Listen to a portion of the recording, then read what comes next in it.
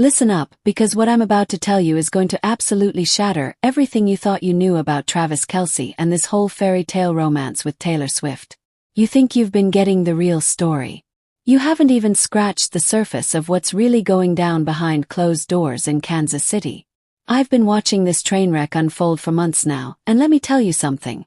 The man who calls himself the happiest guy in the world just admitted on national television that he was crying like a baby when he proposed. Crying. This is supposed to be one of the toughest players in the NFL. And he's out here talking about sweaty palms and tears streaming down his face like some lovesick teenager at prom. But here's where it gets really interesting. And this is why you need to smash that subscribe button right now, because I'm the only one brave enough to tell you what everyone else is too scared to say. The media wants you to believe this is some perfect love story. But I'm seeing cracks in the foundation that nobody else wants to acknowledge. Think about it. Travis Kelce, at 35 years old, suddenly becomes this emotional wreck the moment Taylor Swift enters his life.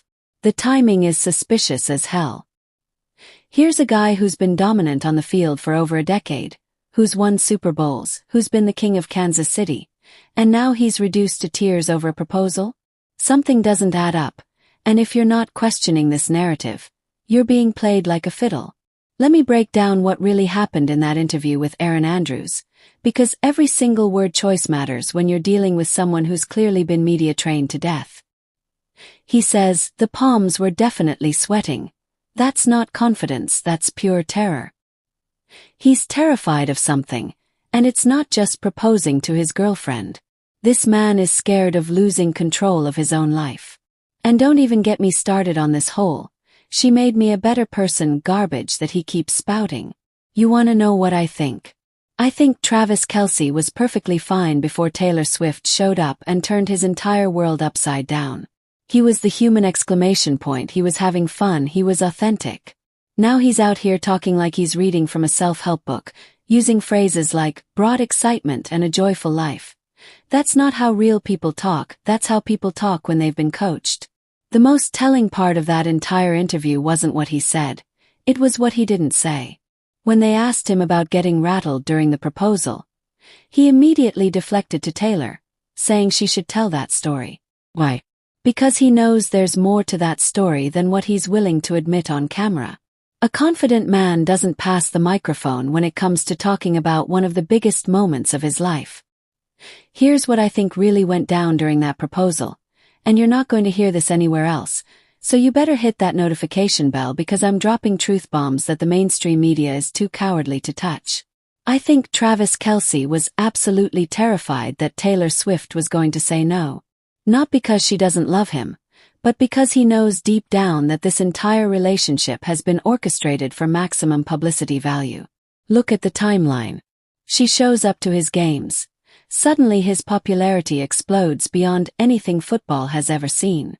His podcast becomes a cultural phenomenon. His endorsement deals multiply. His fashion choices become front-page news. And now, conveniently, they're engaged right when both of their careers needed the biggest boost possible. If you think that's a coincidence, you're living in fantasyland. But here's where it gets even more twisted. The man who used to be authentic, who used to be real, is now admitting that his style hasn't really changed that much because of Taylor's influence. His own stylist basically said that Travis was already fashion-forward, and that maybe there were 1 or 2 instances where he wore something as an ode to her songs. 1 or 2 instances.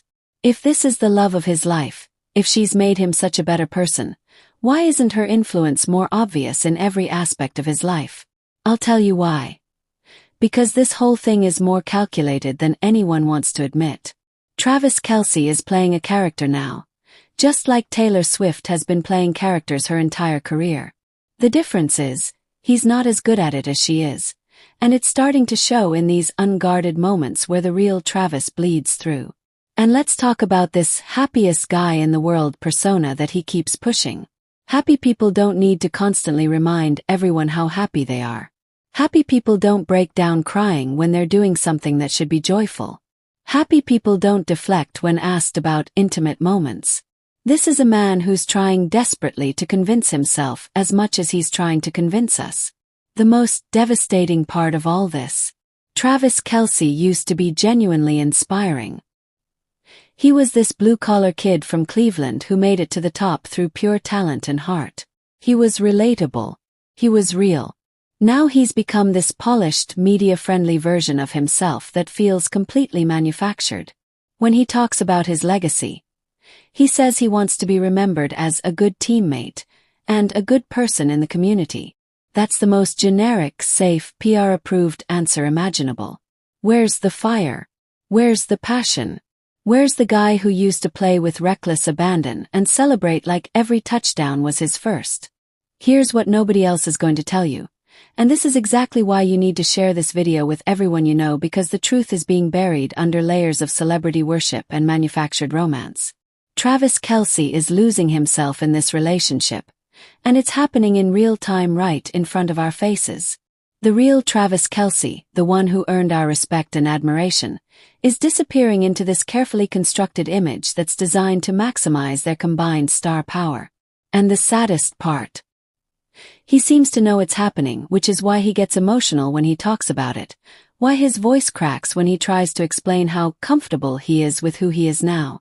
You want to know what comfort looks like? It doesn't involve sweaty palms and tears during what should be the happiest moment of your life. Comfort doesn't require constant reassurance and media validation. Real comfort is being yourself without apology, something the old Travis Kelce never struggled with.